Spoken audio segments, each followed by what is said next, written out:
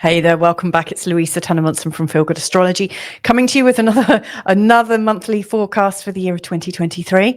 How are you doing so far in this year? It's moving at such a pace, and one thing that I'm really noticing in particular as a theme is that people seem to be going through a lot of really big life changes, really big ones, bigger life changes than they were expecting, and that there is this kind of sense of, I don't know, are we back on track? Are we making changes to get on track? One of the things I'm noticing is that people that have probably already given their pathway quite a lot of thought seem to be flying through this year, seem to be really on purpose, on target, and things are working really well.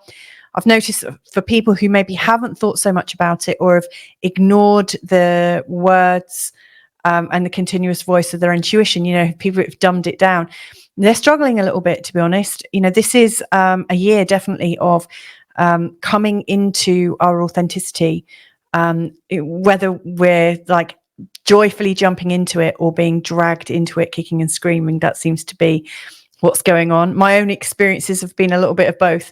So anyway, in this month ahead, this is October 2023.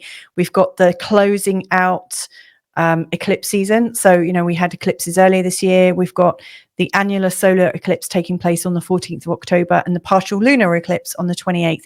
Now, as I say that, I just want to put in a caveat that all of the timings that I'm using today are based on the UK time zone. And if you're listening in America, you may well have an 8-hour lag between the times I'm announcing and the times that you're experiencing things. Overall, I don't think that 8-hour difference is going to make a huge difference when I'm talking about the general flows of what's going on, but just be mindful of it. And, if you are doing some serious calculations and planning things in a very specific way, then, my advice is to use your own ephemeris for your own time zone and make your own calculations. But I think, the information in this video will be useful anyway. What I'm going to do is break it down on a week by week basis. There will be another video where I will look at the update per sign, and that will be a separate one, as I often do. Before we get going, I just want to say, there's a lot of movement and a lot of really juicy sets of aspects in this month ahead. Now, you'll notice as I break this down on a week by week basis, I haven't really commented on any moon placements other than what sign they're in at the start of the week and what sign they're in at the end. And obviously, the annual solar eclipse and the partial lunar eclipse. Now, the reason being is, the aspect the moon makes to planets, they are fleeting. They come in and they move. The moon is always moving. And so, yes, we get a flavor for something, but nothing sufficient enough unless it's really pulling into an existing theme in your chart. These are fleeting moments.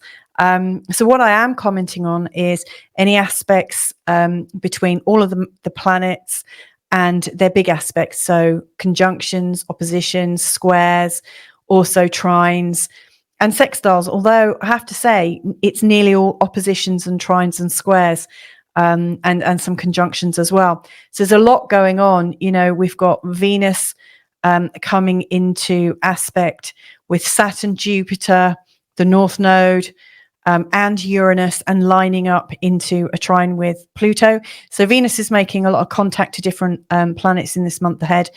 Mercury is connecting to Neptune, Pluto, Chiron, Saturn, Jupiter, and Mars and the Sun, and is also changing signs twice. So Mercury is pretty hard working in this month ahead.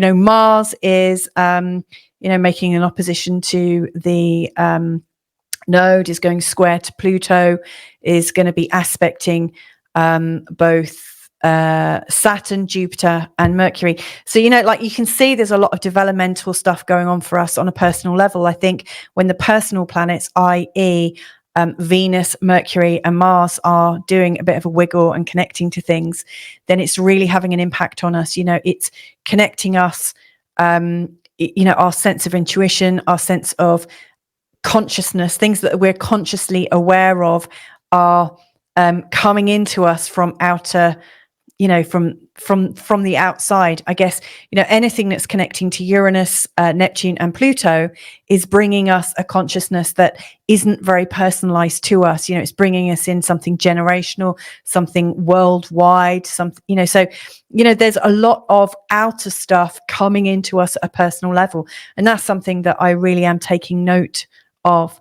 So there's some big stuff, really big stuff. And of course, this is just after we've had the equinox very, very recently too. And of course, we're starting October just after the full moon in Aries. So it's a pretty big month. Now, I've already spoken about the full moon in Aries in my September update. So I'm not going to start this one from that point of view, but suffice to say, it's a big month, lots of big themes. I am also, to save me from repeating myself, but also, to make it easier for you, I'm putting in a couple of bits of video from a recent live that I did with 3 other astrologers. So Jasmina, Kimberly and Alexandra, we got together on a live very, very recently, and you should check out their channels, by the way. And we spoke about what we thought was going on, like the bigger view of both the eclipses, the lead up to them, etc., etc. So there's a lot of information in there, but I'm literally just putting our forecast for those particular eclipses. So check it out. This is all going to be indexed, so you can look at it chapter by chapter. So if you've already watched it, you don't want to watch those bits, you can skip those. But anyway, let's have a look now at the month ahead for October 2023. So I'm just bringing up week 1. Now, what interests me in terms of week 1, it's actually quite a quiet week in terms of all of the weeks we've got. There's not too much playing out. But one thing that I do notice, and each of these charts are literally at the start of each week. So this is literally on the 1st of October at midnight from the UK. And over the course of the week, the moon is going to move from, actually, it's just in Aries, actually. It starts in Aries, not Taurus, like literally right at the tail end. In fact, it looks like the moon, we've got a void moon, moon void, of course, as we start October. And then soon after, the moon goes into the sign of Taurus, and then it's working its way all the way around to Leo when week 2 comes in. Now, this is interesting because, the moon, as it goes through Taurus, is going to be activating Jupiter and Uranus, and also going to a lovely trine with Pluto. So I think that's pretty useful. When the moon is going into Gemini, there will be an awkward square with Saturn. But like I say, it's pretty fleeting. And then when it goes into Capricorn, it is going to go into opposition with Pluto, which usually brings up quite a lot of emotions and stuff like that. But the moon is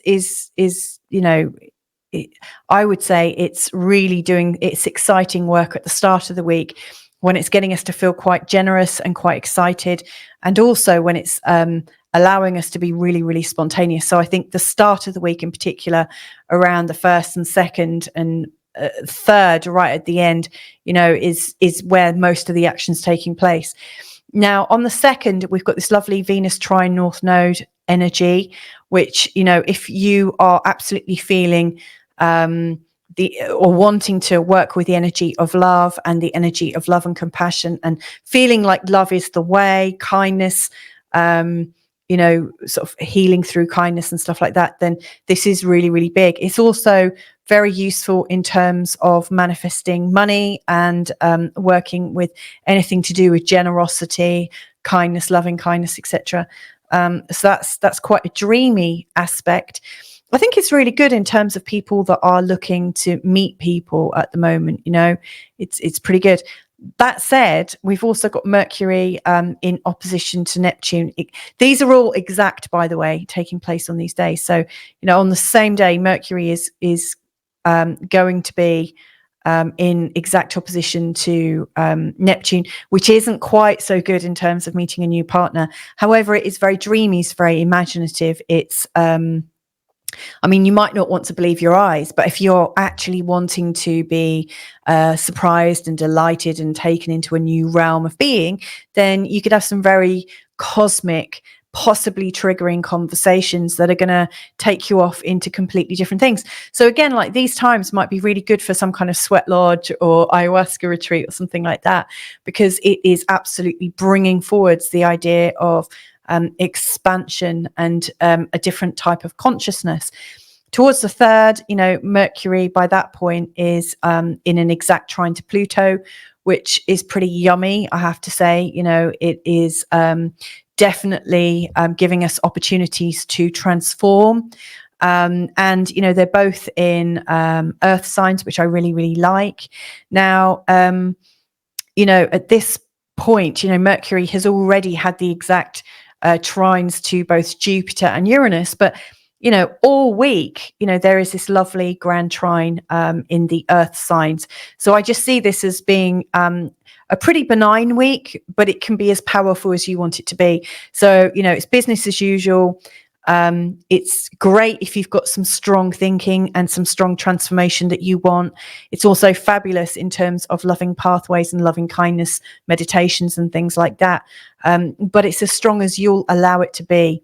So the more effort you put in, the more you're going to get out from it, I would say. Now, around the 4th, Mars is going to be in opposition to the North Node. Now, it's also coming into the exact conjunction with the South Node. Now, the South Node is about what we're ending, and it's reminding us of the past. But of course, the past is the past, and the future is the future, and the future is very much about the North Node. So there is this kind of cutting energy, I would say. Mars in a conjunction with the South Node, you may well find that old angers and disagreements and old business that hasn't gone so well, comes up. But why is it coming up? It's coming up to cut us off from what we don't need anymore and to focus us on what it's going to take for us to make the leap from this opposition of Mars to the North Node. It's like giving us all the grist that we need and the grit and the determination to be able to do something really quite heroic. And that might be just what we need. And then on the 5th, we've also got Mercury going into the sign of Libra. Now, it's going to be interesting. Mercury has been in its own sign for a while. It was retrograde in Virgo. It's obviously direct now. So I don't think Mercury is very comfortable in the sign of Libra per se.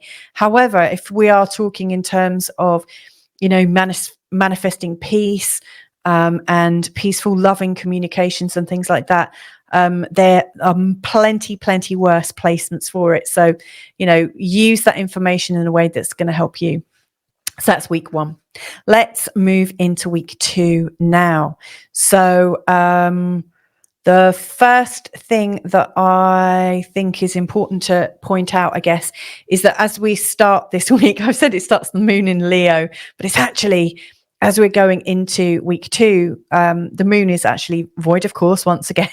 So it's right in between the signs. Well, not in between the signs. It's in the sign of Cancer. And moments later, it goes into the sign of Leo. And then during this week, it's going through the whole of Leo, the whole of Virgo, and pretty much to the tip, just before it goes into the sign of Scorpio. Now, during this time, the moon is going to go into a series of connections with Chiron and the North Node, and at the same time will be in a sextile to Mercury, to the Sun, to the South Node, and also to Mars. So that's all, I think, pretty useful. And that will all take place within the first 2 days. Then it will make a lovely conjunction to Venus, which is always really yummy, a very sort of generous moment in time.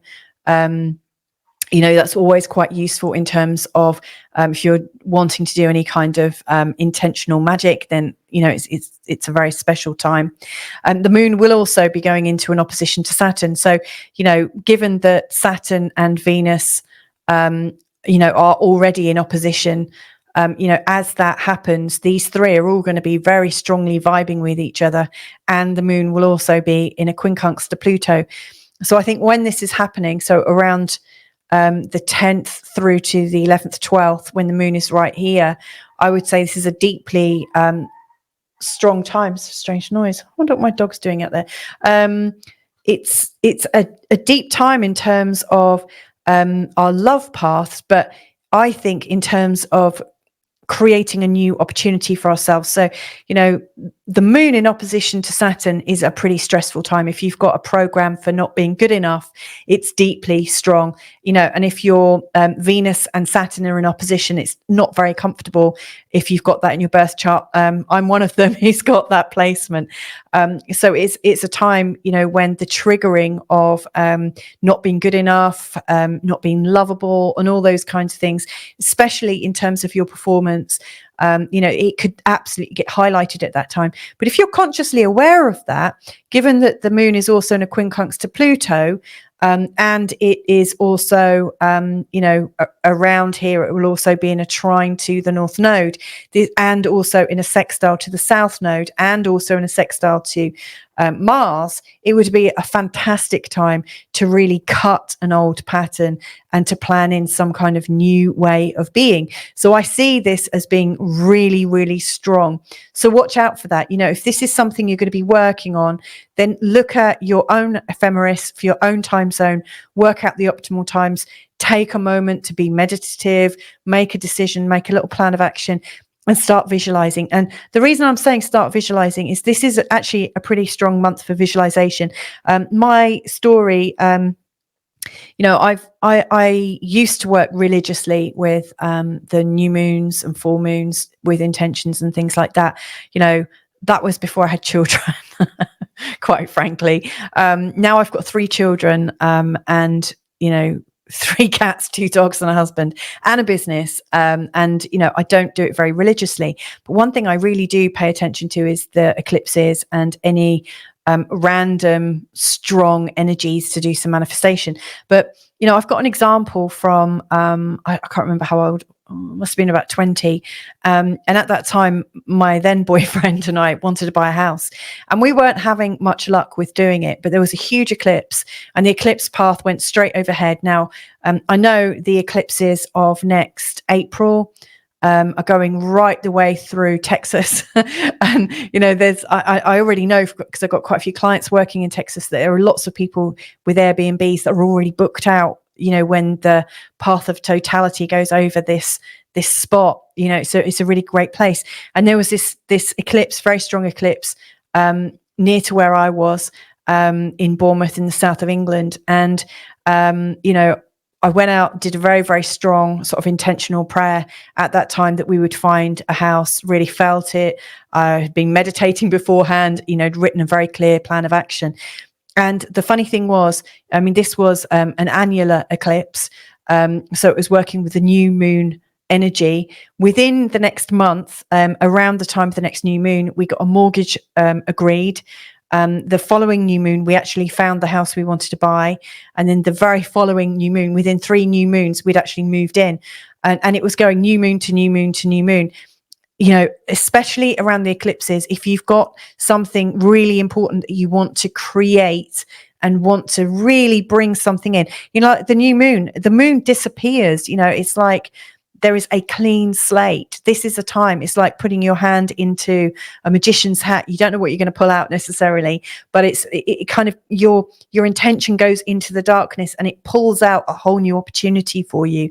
You can create something. I really feel that strongly. So, you know, if you've got something really important, this is the time to start planning for it. And this whole week is leading up to the annular solar eclipse, which I am going to show you the actual chart of in a second. But, you know, it is a very strong energy, and definitely one to use. And so, you know, these times, these sort of energies are very much about cutting away from your old sort of state of being, your old way of being that may well have been holding you back from achieving the things you want to achieve.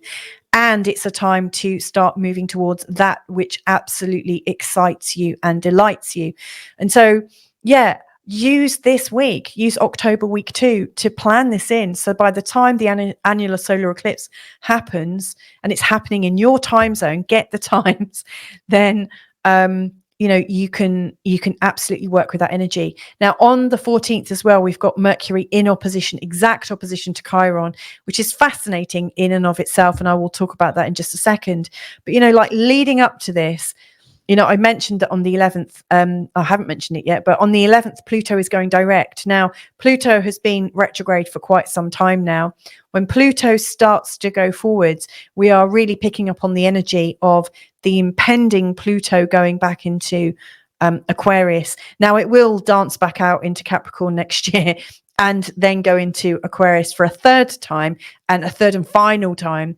But, you know, this is a real sort of like tipping point energy. We're already seeing the energy of Pluto in Aquarius and what it's bringing in terms of AI, in terms of new ways of identifying ourselves. It's very, very strong energy.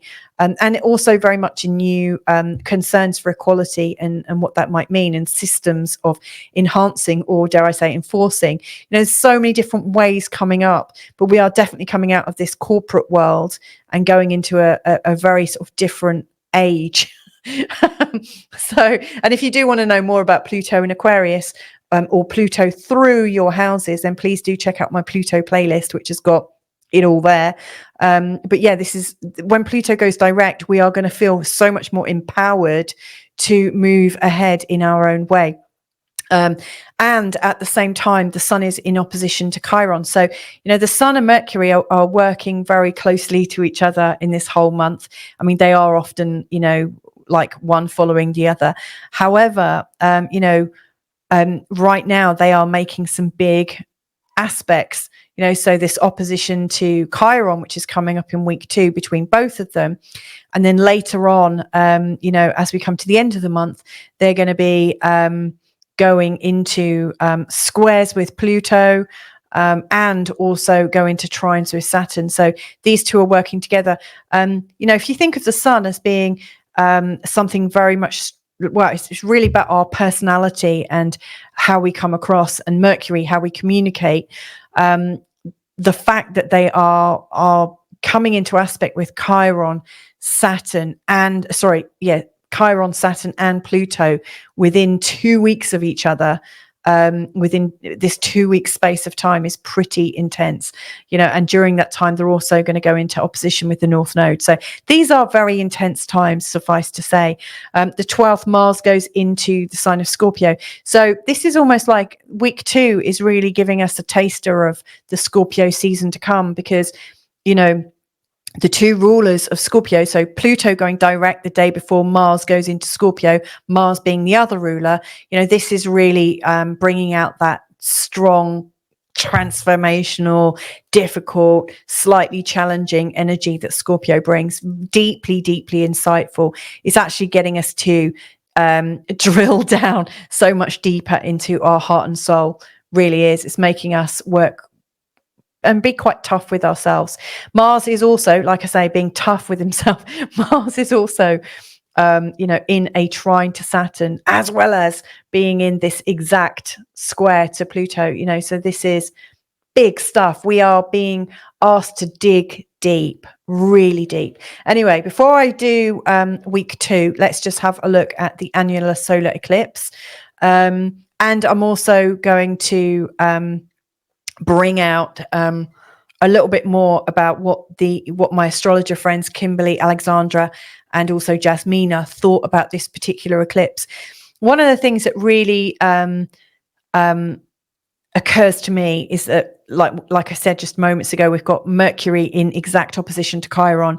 Now, I really see that as it being facilitative. You know, it's really bringing up any old stuff from our hidden wounds, our feelings of insecurities, whatever's going on in our psyche that we often can't reach or are too afraid to reach.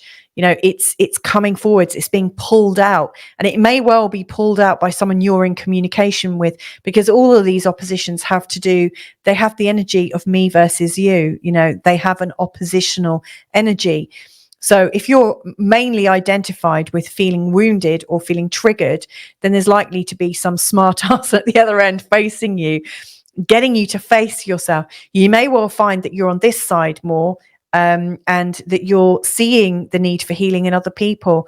I think the thing to bear in mind is we always seem to attract the right people to have a kind of shared healing experience. So be on the lookout for that if you are really needing some kind of breakthrough. I think that's very strong. Obviously, because Mercury is in exact opposition to Chiron, that also means that this particular annular solar eclipse, which is also by default a new moon at 21 degrees in the sign of Libra, it is in opposition to Chiron and in opposition to the North Node. So, you know, it's like we are dipping back into the past. We're dipping back into our childhood, possibly past lives, you know, to look at what is ending. You know, the sun and the moon are essentially in a conjunction to the South Node. This is a South Node eclipse, you know, because the moon is in a conjunction with the South Node. This is about the South Node. It's about cutting away from the past. Now, obviously, I'm approaching this from what's going on in your life and my life, and you know, I'm addressing people that are watching my channel. But you know, if we think about the ramifications of what this means to planet Earth, you know, we are in an eclipse phase of ending something so that there can be a fresh new start. Now, I think that's powerful. Now, given that it's got all the themes of Libra going on, you know, we're talking about grace, kindness, diplomacy. We're talking about things looking good. And dare I say, I think it's waking us up to what is a bit shallow and what is a bit too easy. And where we might have copped out a little bit and maybe not challenged ourselves enough, you know, so we may well notice that the life we've reaped is through our need for comfort. And actually, maybe we could have made ourselves a little bit more uncomfortable along the way and achieved a bit more. So are we going to leave behind some of our creature comforts? Are we going to choose to toughen up a bit? Who knows? But that is definitely one of the themes that I see going on. The sun and the moon are pretty much exactly in a quincunx to Uranus. Now, I see this as a precursor for the wondrous Jupiter and Uranus conjunction of April next year. Now, technically, they're pretty much there as this month goes past. You know, every moment now, you know, these guys are getting closer and closer for their once in every 14 years, I think they get together. It's a very, very strong and creative and imaginative and inventive and futuristic and expansive conjunction.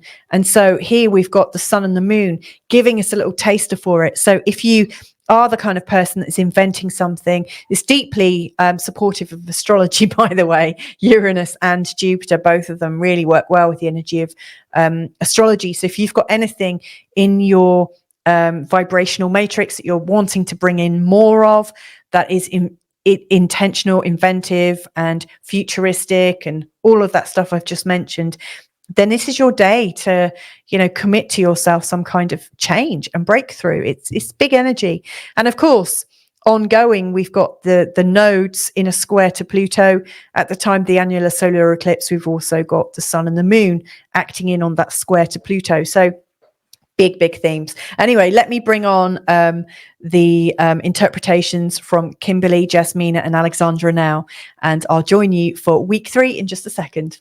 Did you want to tell us a little bit about what you think about the solar eclipse, the first one? Yes. So this one is hugely interesting for me, especially. Yeah. I'm thinking because we have a huge stellium in Libra, and when we look at the nodes, we will look. Can you see the mouse? Can everyone see the mouse? Is that okay? Cool. So we have Mercury, Sun, and Moon, of course, and there's a node there, right? And Mars just left Libra, so we can still consider him part of the. He still has like a little bit of Libra energy still hanging in there with this eclipse. And what I find interesting is that what was I going to say? My thought of a line of thoughts. So because it's the rulers, so the ruler of the node of the south node is Venus, which just switched in Virgo at that point. Yeah. So it's gonna be, you know, she's not happy in Virgo. So all these things she's gonna, you know, wanna overanalyze, overcritical maybe of all this, what is gonna happen here at this point. And Mars is in Scorpio ruling the north node. So Mars is happy in Scorpio. He will want to in charge of that north node and coming, you know, some changes forward. But we have to release a bunch of stuff at this point, I think, in Libra. Yeah. it's going to be a lot of debating, a lot of information, a lot of communication issues in relationships, but not only romantic. I feel business one is going to be there as well. Virgo, like if you think about Venus in Virgo ruling this, it's about work, your everyday, you know, like everyday routine, life, health, like a lot of things. It's going to be on that issues as well. I feel, you know, the communication and debating and understanding each point of view from, you know, each other. I think it's going to be crucial, and many things will fall. Like people who will not find a language to go together, like some harmony in their communication, it's going to fall apart this time. That's how I feel. I think it's a lot of energy to finding that harmony, peace, middle ground, understanding other point of view. And with Venus ruling this is opposing Saturn, which is a hard aspect, right? Yes. So what did I put out? Yeah. So it's going to be like also how much effort I put in the relationship, how much money, you know, it's going to be like also how much money am I making? Am I worth enough? How much energy am I putting in this relationship? And I'm getting enough payback for what I'm giving. Like it's going to be a lot of, you know, I put all this hard work. What am I getting for it? So it's a very hard aspect, right? I've got it in my birth chart. Saturn in opposition to Venus, and that's a thought process I go through all the time. I feel that many people will going to feel that this is not enough. I'm not getting enough. I'm not happy enough. You know, and they're going to, because it's eclipse, they're going to do cuts, right? And then after the eclipse is a little bit of, you know, it comes down, then we're going to have Venus trine Jupiter and Uranus in Virgo. It's going to be maybe a new opportunity for something nicer. But before that, we have to kind of clean the air for this opportunity to come up, because you need to make space, leave something behind for something new to come in, right? So that's one thing that I think. And also, as you mentioned, this eclipse is opposing Chiron. So we need to find some kind of way to heal with, you know, to use love for healing. You know, we need to find a way to also remember, not just dismiss right away, you know, because I'm just worried because this Venus in Virgo can be overly critical and analytical, and, you know, I don't want us to dismiss stuff, you know, because Mars is ruling that North Node and that Chiron, and in Scorpio, it can be brutal sometimes. If it's not happy, right? So try not to dismiss, try to give another chance maybe at this point, through open conversation. Alexandra mentioned it beautifully. It's time to, you know, to communicate, to come together, not just, oh, me, right? Because this Mars in Scorpio is going to be a lot about, you know, I want to push forward, I want to go forward. Anyway, so that's also what is interesting is it's in conjunctions with Neptune and then Uranus on the other side, right? So those in conjunctions, you know, we need to adjust. It's going to be, you know, time for adjustment, because it's something that is not tangible. We want to perfect it, we want to do it, you know, good, but we won't be able to do it. So we're going to be frustrated a little bit. So we will need to adjust and not be as dismissive. So because those are really precise in conjunctions, right? So those are irritations, right? I mean, you know, especially this one with Uranus at 22 degrees, right? So we want to break free. We're going to have an urge. We want to do something, but it won't be clear, right? Because there's Neptune on the other side. It's not clear, right? So, you know, I just feel that maybe many people will make some kind of decision that will regret later, because I feel the energy is very, like, you know, kind of now or never. It's I think go on. I was just going to say, I think, you know, when you look at the chart set up there and you've got all of that stellium in the 6th house, it's about reciprocation in relationship. But I think with the opposition to Chiron, and certainly having the Uranus Jupiter around the ascendant like that, it's talking about when we can deal with our own trauma as individuals, we immediately improve our relationships. You know, that's where the starting point now needs to be, taking ownership of our own trauma and how that is showing up and sabotaging our relationships. That's the Neptune Uranus piece, like our trauma and how it sabotages us. Good point. I like that. Yeah.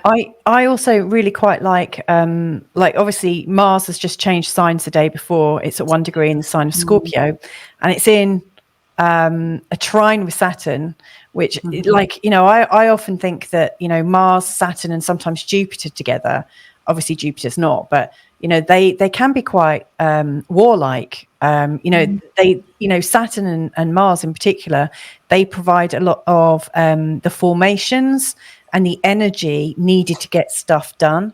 Yeah. Now, I'm obviously not hoping for any kind of war or anything, but I think we've got quite a lot of, we might be trying to strengthen our own boundaries, and also getting clear about what belongs to us and also what doesn't. Like, that's not mine. You can have that, return to sender. And the other thing that occurs to me is Mercury is exactly in an opposition to Chiron at the same time as we've got this new moon.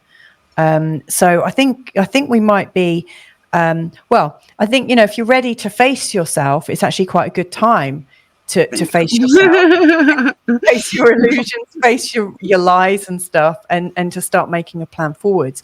There's definitely a lot of challenge with it, isn't there? With these ongoing, T-squares. Have you got any other thoughts, Kimberly?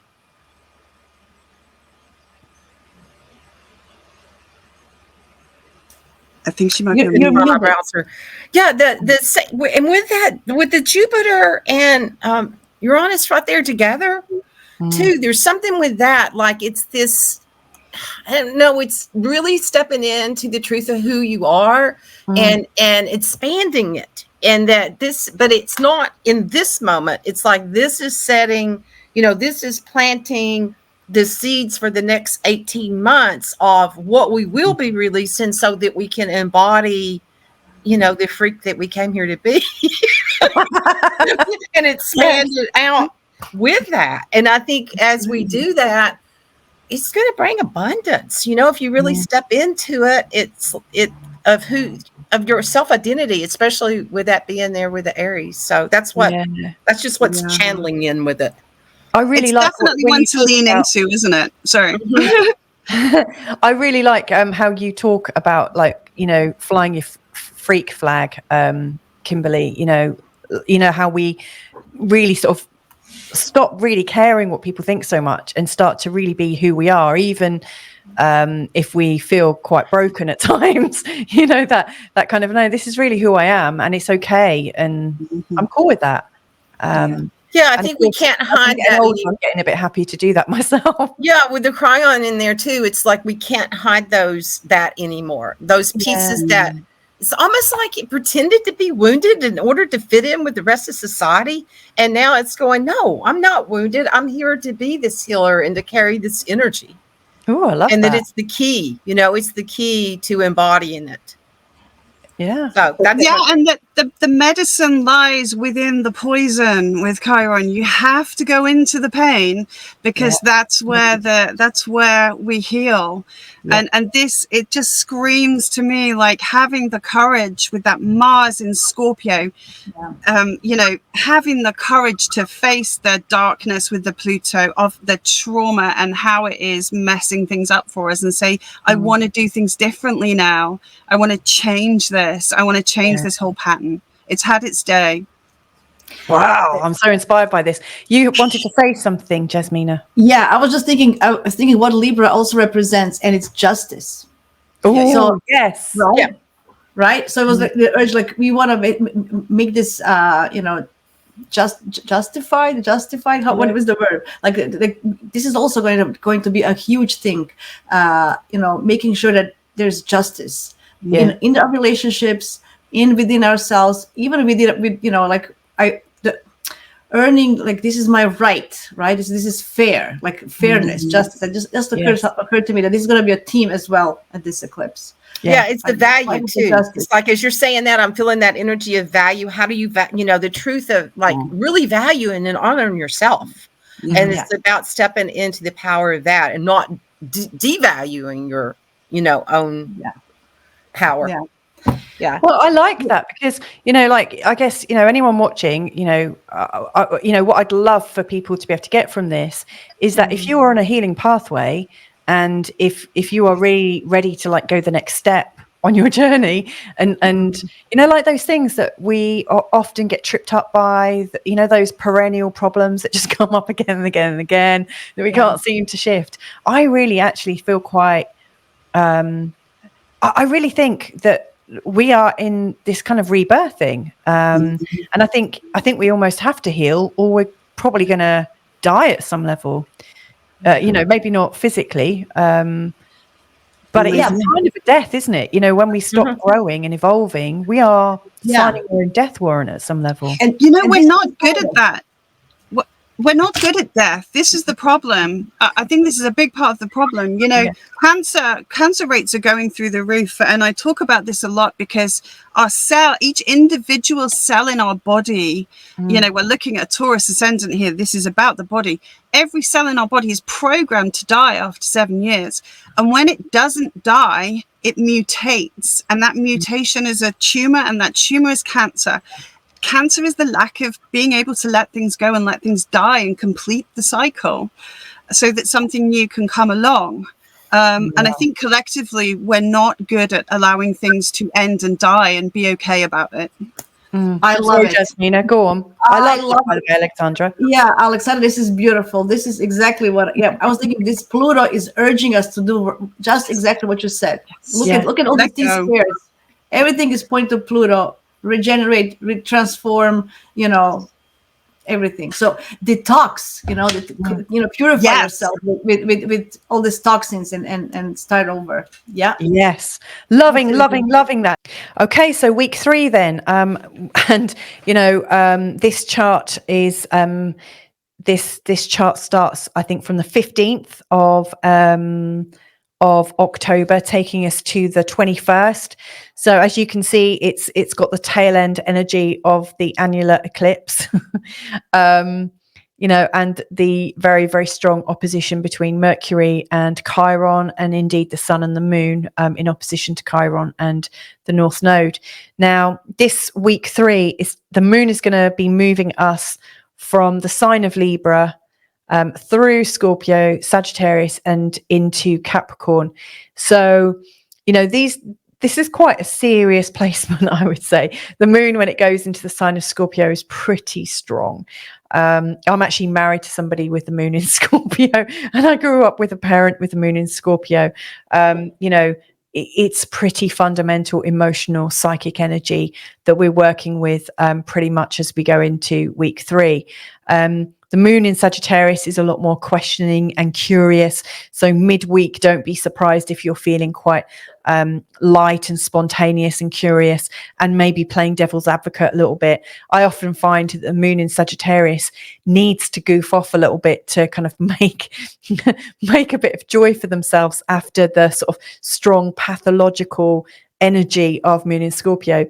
And then later on, the moon is going into very practical and calm Capricorn, which will really soothe things down. It kind of puts out any internal fire. It just like puts a load of earth on the candle, and it, you know, it calms right down, settles down. But then at the end of the week, you know, the moon will be moving closer and closer towards a conjunction with Pluto, which is pretty big as well. So, and it's funny because like the moon going into a conjunction with Pluto at the end of the week is very similar to the energy of the moon in the sign of Scorpio. So we almost start the week with a moon in Scorpio feel, and we kind of end the week with a similar feeling of intensity and deep questing. So it's not by any means a really relaxed week. Anyway, here are the highlights then. So on the 18th, we've got the sun in opposition to the North Node, which means the sun is also in an exact conjunction with the South Node down here. So it will be cutting us from what is not right, what is not working, helping us appreciate what did work, but it's also challenging us to move towards how we can, you know, navigate towards our true goals and to our true peace and our true destination. So I see it very much as setting the sights for where you do want to be. And that can be really, really motivational and quite deeply revealing. You know, we are going to be seeing our old patterns. On the 19th, Mercury then follows suit. So again, Mercury is showing us where our old thinking has brought us, and has it been good? What have the results been? Where might we want to adjust our course of action? So, again, we're being reminded that something needs to give way, and we need to just course adjust somewhat. And then on the 20th, both Mercury and the Sun are together. I believe that is at 26 degrees in the sign of Libra. Now, if you're born around the 20th of October, you will have your Sun, and, your Sun will definitely be at 26 degrees or around there in the sign of Libra. So, if you know your chart and you've got like your ascendant, your moon, your Sun, or in fact any planet, but mainly those three, or maybe one of your angles at the degree of 26 Libra, it's going to be pretty strong. But in fact, anyone that's got something around, say, 18 to 28 degrees in the sign of Libra, is going to feel a lot of stuff going on this month, given that we've got, by this time in October, week 3, you'd have had the annular solar eclipse. It's just pretty big stuff. So, anyone that has a strong Libra in their chart, I think, should be paying attention in this month ahead. But anyway, it's a very strong sort of manifestation energy. The Sun and Mercury, it's like your thoughts and your personality are absolutely aligned together in such a place of strength. And with this particular aspect, it's really important, I think, to manifest something at the exact time that it's taking place, because you absolutely want to get it when the Sun and Mercury are exact or chasmy in their chasmy position. So, look it up in the place that is right for you. Let me just see if I can find the time for the UK. Got my ephemeris here. 5:38 a.m. if you're in the UK. So if you know what your time zone difference is between the UK and where you live, like, for instance, I think Texas is 5 or 6 hours behind. If you're going over to California, I think it's more like 8-9 hours. Hawaii is 12, sometimes 13 hours, according to summertime. Europe's 2 hours ahead, 1 hour ahead. So yeah, big themes. Now, the 21st is a big day. We have got, and I said that was happening on the 22nd, but it's actually the 21st. We've actually got Mercury and the Sun in a square to Pluto at the same time. So yeah, big stuff. And obviously, as we're coming to the end of that week, let me just check when, and then, so on the 21st, you've got Mercury and the Sun exactly square Pluto. And then within 8 hours, the moon is in an exact conjunction with Pluto. And in fact, that is where we're starting week 4 from. And week 4, now this is the longest week. Obviously, a week is a week, but I'm doing it to the end of October. So you've got a few more days, a couple more days in there. But it starts with the moon in the sign of Capricorn towards the end of it. And over the course of this long week, taking us from the 22nd of October to the 31st of October, the moon is moving all the way through this and towards the sign of Gemini. So on the 22nd, let me just turn over my sheet of paper. My notes are very scrappy, but they mean something to me. On the 22nd, one of the things I really like is we've got Venus trine Jupiter. We've got Mercury going into the sign of Scorpio, and we've also got Mercury trine Saturn. This is a big day. There's a lot of a feeling of shift. Now, I don't normally recommend planning something really big on a day when one of the planets changes signs. I often find that, it almost feels like you need to give it a day. Just let the planet settle into that energy again. However, with Venus in a trine to Jupiter, an exact trine to Jupiter, that is pretty strong. And then with Mercury in a trine to Saturn, again, that is very strong. But if you're trying to start a business or trying to incorporate something or come up with some like deeply, like you're trying to find a really good chart to do something, maybe leave it an extra day, because these aspects, these trines, yeah, they might not be exact, but just a day later, they'll still be pretty exact. You know, you're still going to get the same effects. Only it won't be so inflamed. You know, the Mars into Scorpio energy, it's a pretty strong motif. You know, this is highlighting a time when our desires and our motivation, our vitality are super strong. On the not Mars into, Mercury, our thinking is super strong, and our thinking is really sort of transformational. And I have to say, Mercury in Scorpio as well, I often think it's quite biting, quite sarcastic, you know, so it's a strong energy. You know, Mercury is usually sort of a Gemini Virgo thing, and that can be quite sarcastic and quite astute, and sometimes a little bit shocking, and you might gasp a bit, but in the sign of Scorpio, boy, can it sting. Anyway, on the 23rd, we've got the sun going into Scorpio too. So, you know, we are fully into that Scorpio period.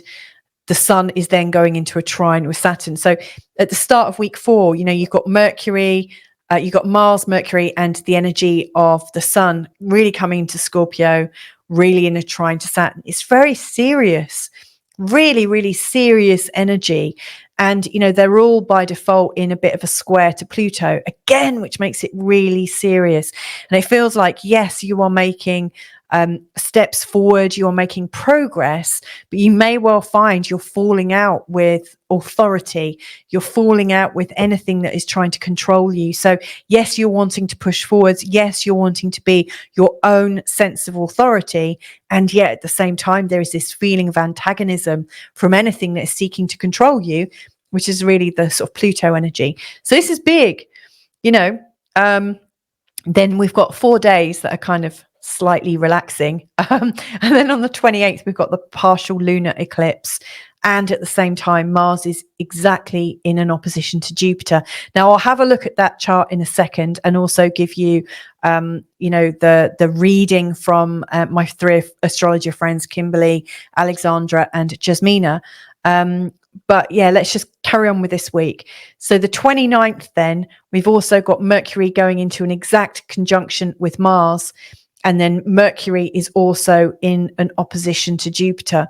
So yeah, at the time of the partial lunar eclipse, which is essentially a full moon on steroids, you've also got Mars and Mercury together, both of them in opposition to Jupiter in the same sign that, you know, we've got this full moon energy. So, you know, if ever there was a time to understand the energy of Scorpio and Taurus in your chart, you know, if you've got your ascendant, your sun, or your moon in the signs of Scorpio or Taurus, it's time to pay attention. I was speaking to a client just a couple of days ago who's actually, you know, born at the time of the Scorpio full moon. So her sun is in the sign of Taurus. You know, this is really big. And also, if you've got a lot of stuff in the square signs to Scorpio and Taurus, i.e. if you're a Leo or an Aquarius, you know, that is also going to be playing into the energy. It's really raw energy that's playing out at that time. As we end this month, this is what I like about it, Venus is in a trine with Chiron, you know, because at the, you know, as we come to, well, hang on, Venus in a trine to Chiron. That can't be right. Where did I read that? Hang on a second. I just need to just double check. I can't see how that gets there from that chart. No, not Chiron. Typo. Venus is in a trine to Uranus. There we go. So by the end of the month, Venus is in a trine to Uranus, and that is speeding stuff up in a major way. You know, it is allowing us to kind of fall in love, make great connections in quite a surprising and enjoyable way. So big stuff in week 4. Anyway, let's have a look at the partial lunar eclipse. It's at 5 degrees 9 in the sign of Taurus. Like I say, if you've got anything around that in the fixed signs around, say, 3 to 9 degrees, it's going to probably knock you for 6. You know, I've got my ascendant is at 9 degrees in the sign of Scorpio. So this feels pretty intense for me too. Now, we've got the nodes in a square to Pluto, so that's ongoing. And it's been ongoing, I think, since the end of June, beginning of July. It's a pretty strong energy, very much encouraging us to step away from the past and to step into the future. The position of the moon at the time of the partial lunar eclipse is in a sextile to Saturn, and it's in a conjunction to Jupiter. So I think that's very useful, like the moon in a conjunction with Jupiter. If you've got that in your chart, I have actually, my moon and Jupiter are together. It's very generous. It's expanded. It's open-hearted. So, whatever you're planning to do at the time of this eclipse, plan for it to have your best interests at heart, and plan to have the best interests at heart for other people. If you're planning something and really open-hearted and generous towards other people in your life, and really wanting to resolve things and integrate energies, even though we've got this like full moon which is kind of pulling us apart, this is a time for us to come together, and in this very helpful sextile to Saturn, I think that's useful. Now, at the other end of it, we've got the sun in a conjunction with Mercury and in a conjunction with Mars. And so, we could be looking for and seeking for an integration, an open-hearted integration. We could be making plans for ourselves that are stable. And, with the sun in a conjunction to Mercury and to Mars, we can have the vitality and the correct thinking, the good thinking to get that done. So anyway, I'm just going to bring in my 3 astrologer friends, Kimberly, Jasmina, and Alexandra, and let's just have a consider of what they're thinking in terms of this particular eclipse. One of the things that's really like when I look at the chart that like comes out at me is where with that wait a minute, am I looking at the right thing? Where's the sun? There it is. With the Mars and the Mercury right there together, they're like conjunct with that. Yeah. There's that stellium that's all piled up there together with everybody. Yeah. Mm-hmm. And there's that feels like that. It's the communication. And okay, this is what I'm getting. Go on. Like Mars does not want to be the warrior anymore. It's like the Romans did that to Mars. Mars was the god of sustainability in agriculture. Really? And I think it's time for us to claim it back, ladies. It's like everybody needs to claim it back because God knows we don't need any more war on this planet. We need more agriculture. It's like we need to be growing things. And it feels like there's something with that, with the Taurus energy, with the earth energy. And it's about, back to that letting go of some of this delusion and illusion of what the patriarchy did and set up and what the truth of the energies really are, and so that's what's like coming out at me, like it wants to be recognized and in this energy that it doesn't have to be about the war because the war is really inside, and that when people start having that awareness, then they're not going to be trying to, be in a cat fight with everything outside around them because that's just their fear. It's their fear of that not transforming, that they've got to hold on to the conditioning. So I'm seeing that with that, and this cycle ending, the 18 months and where we were when it started, and if we have issues that repeat itself, like the issues that the whole world went through. I wouldn't even want to see it in. It's like, I think we all know what you're referring to. That situation that all of humanity dreamed in because we were all part of it. It's like, if that comes back up, I don't think people they're not going to get in line with it. They're just going to be like, no, I'm like marching to my own drum now. So just go on about your way. So I think that there could be some energy coming up that way with some of it. Yeah, here it is. So we've got Mars and Mercury. They're there, but sorry, no, that's not it. That's it. Yeah. So this Mercury and Mars, they combust. Yeah.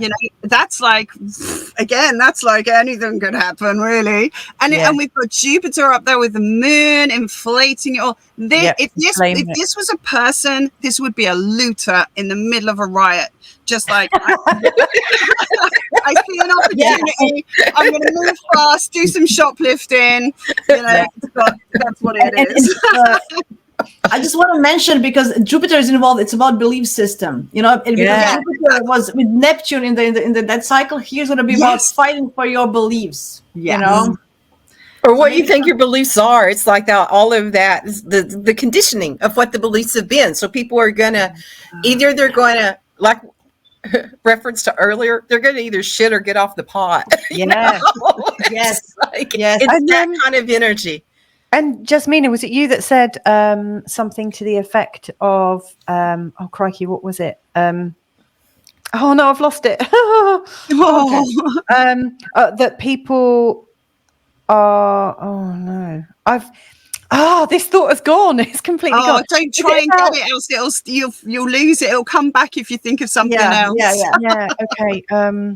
And I think just like in the justification, people wanting to justify their actions at the moment. Like the justice, fight for justice as well. You know, that was on the annual eclipse I mentioned. But here it's also, I feel that the same planets are just moved from Libra to Scorpio, like this, like literally 2 weeks after, right?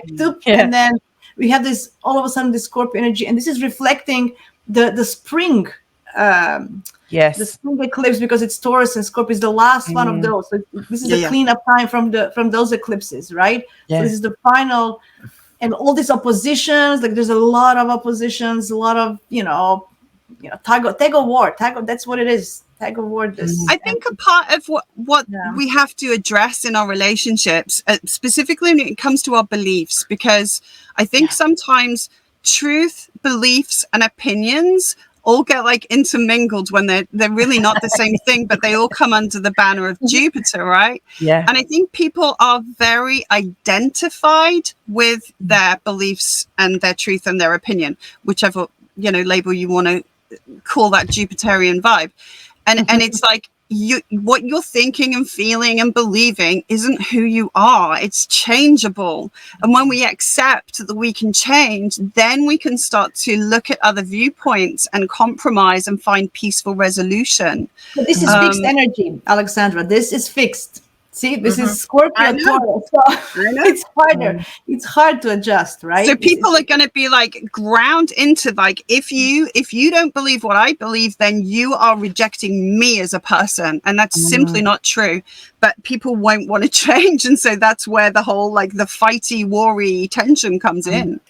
Okay, so that was my forecast for the month of October 2023. I hope you found it useful. Hope you like the little inclusions with my astrologer pals. I really enjoyed hanging out with them. And let me know if you like that. If you like that, I'll be doing more of that with these guys, but also some of your other favorite astrologers. If you'd like me to, chat to people, then please do let me know. I'll be really happy to organize that. So, as a month goes, I think this is a pretty dynamic one. I think we'll be in a bit of a different way of thinking by the end of it. I think it's challenging a lot of our thoughts about what we know to be true, and how we are in terms of conflicts. I actually think by the end of this month we're coming to a new truth about life, a new understanding as to our direction. And I really think this is a good thing. I really do. I don't think it's going to come easy to a lot of people. I'm pretty sure that, it will be pretty major for anyone that is really stuck in their patterns. Like if you're really stuck in your patterns and absolutely loyal to your patterns, then this is a month that's going to really challenge you. But if you're a bit of a cosmic surfer of the planetary waves, then I just think this is another chance for you to prove to yourself just how clever, how talented, how smart, how loving, and how generous and brilliant you are. So I'm guessing most of the people listening to this channel will be in that second category. But anyway, let me know what you're hoping to manifest with the eclipses. Let's talk about this openly in the chat. Let's hold each other accountable for our new habits, our new beliefs, and our desire to create a more enjoyable life for ourselves and possibly a better world. Who knows? But anyway, lots and lots of love to you all. If I can be of any help, you know where to find me. It's louisatannermunson@gmail.com, or just go to www.feelgoodastrology.com. If I can help, I will. But anyway, just stay really, really well. And hopefully I'll catch you next month. Lots of love. Bye for now.